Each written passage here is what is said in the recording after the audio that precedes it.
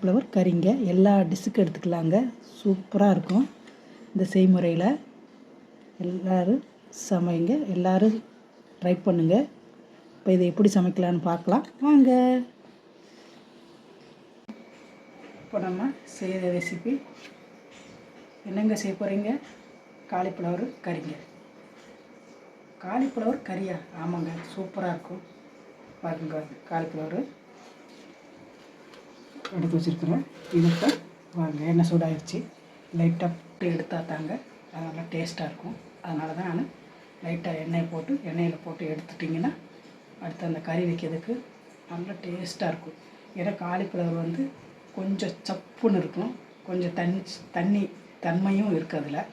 அதனால் கொஞ்சம் எண்ணெயில் போட்டு எடுத்து நீங்கள் கறி செஞ்சிங்கன்னா அந்த வந்து நல்லா அப்படியே நல்லா ஃப்ரெஷ்ஷாக நிற்கும். நம்ம வாயில் சாப்பிடும்போது நல்லாயிருக்கும். அதனால தான் ஏங்க பொரிச்சு போடுறீங்க அப்படின்னு கேட்கலாம் நீங்கள். அதுக்கு தாங்க பொரிக்கிறது. சரிங்களா? இப்போ பார்க்கலாம். எண்ணெய் சூடாகிடுச்சுங்க. நான் இந்த அளவு காலிஃப்ளவர் எடுத்துருக்குறேன். எங்கள் வீட்டில் காலிஃப்ளவர் ரொம்ப பிடிக்குங்க. நான் எவ்வளோ எடுத்துருக்குறேன், நீங்கள் எவ்வளோ எடுக்கிறீங்களோ அதுக்கு தகுந்த மாதிரி செஞ்சுக்கோங்க.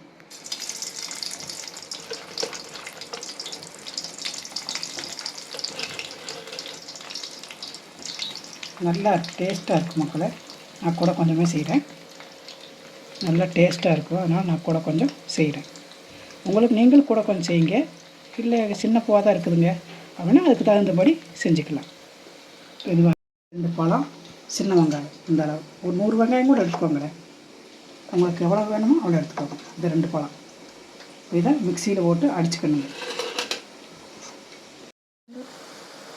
இப்போ இந்த ஸ்டேஜில் இந்த அளவில் போதுங்க. பார்த்தீங்களா? போதும். அப்புறம் நமக்கு கிரேவியில் வேறு கொஞ்சம் வேகணும். நல்லா கட்டியாக கிரேவியாட்ட குழம்பாட்ட வச்சிங்கன்னா நல்லா சூப்பராக இருக்கும். எல்லா டிஷ்ஷுக்கும் எடுத்துக்கலாம். சரி, அடுத்து போட்டுக்கலாம்.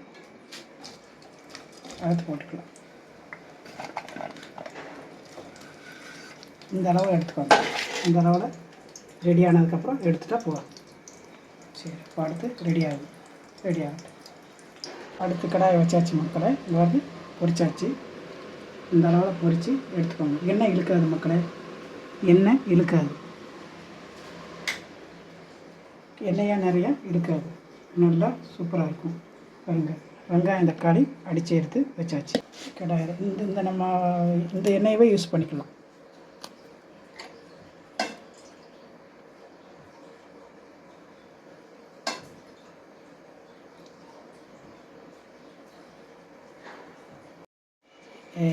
ஆல்ரெடி சூடாக தான் இருக்குது எண்ணெய்.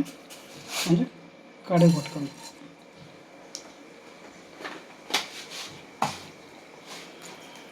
அவ்வளோ ஜீரகம் பார்த்துக்கோங்க கொஞ்சமாக.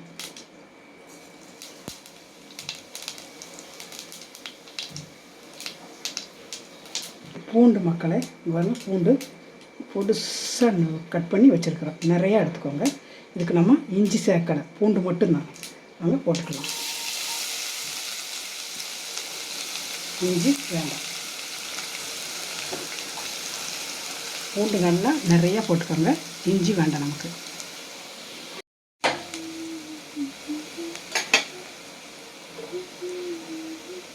ரெண்டு பச்சை மிளகா கட் பண்ணி போட்டுக்கோங்க.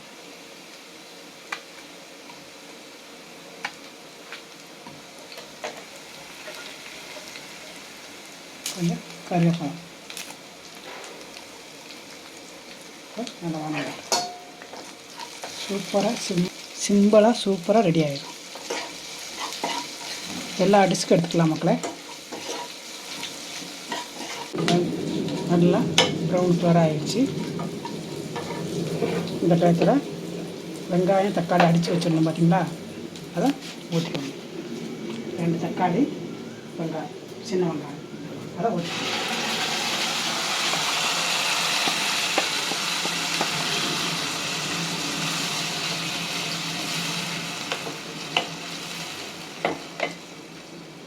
தக்காளி நல்லா பச்சை வாசனை போயாச்சு.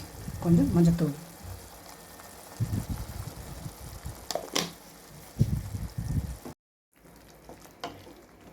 மஞ்சள் போட்டாச்சுங்க. அடுத்து சிக்கன் தூள் போட்டுக்கோங்க. சிக்கன் பொடி நீங்கள் கடையில் வாங்கினதாக இருந்தாலும் சரி, வீட்டில் இருந்ததாக இருந்தாலும் சரி. 1 ஸ்பூனு, 2 ஸ்பூனு, 3 ஸ்பூன் போட்டுக்கிறேன் நான். 3 ஸ்பூன் சிக்கன் மசாலா போட்டுக்கிறேன்.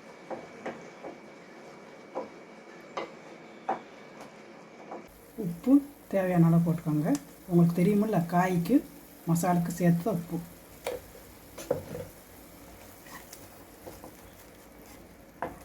நல்லா வணங்கிட்டு இருக்குது.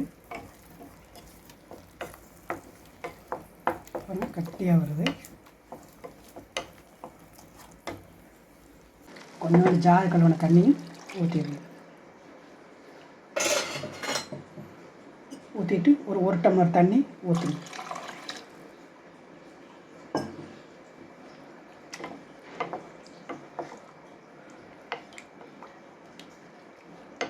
ஊற்றினா சூப்பராக மசாலா சூப்பராக ரெடி ஆகிடுச்சு. காலிஃப்ளவர் கறிக்கு ரெடி ஆகிடுச்சு. பார்த்தீங்கன்னா நல்லா கட்டியாக அந்த தன்மையில் ரெடி ஆகிடுச்சு.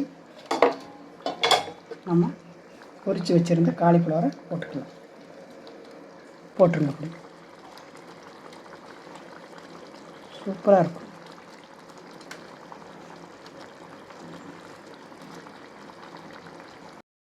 மசாலா நல்லா பிடிக்கட்டும் மக்களே. நல்லா கிளறி விட்டுருங்க. இப்படி ஆயிடுச்சு பார்த்தீங்களா? சூப்பராக இருக்கும். எல்லா டிஷ்ஷுக்கும் எடுத்துக்கலாம்.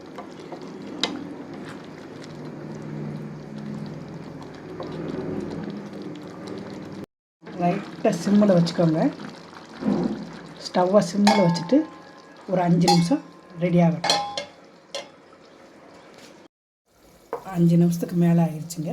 சிம்மில் வச்சு பாருங்க, ரெடி ஆகிட்டுருக்குது. ஆயிடுச்சு. இப்போ ரெடி ஆயிடுச்சு. 6-7 நிமிஷமே ஆயிடுச்சு. பாருங்க, கட்டியாக சூப்பராக காலிஃப்ளவர் உடையாது. அதனால தான் வறுத்து போட்டால் டேஸ்ட்டு உடையாமல் வரும். சரி, இப்போ ரெடி ஆயிடுச்சு. இப்போ கொஞ்சோண்டு கடைசியில் கொத்தமல்லி தலையை தூவிடலாம். அவ்வளோதான் மக்களை. ஸ்டவ்வை ஆஃப் பண்ணிக்கலாம்.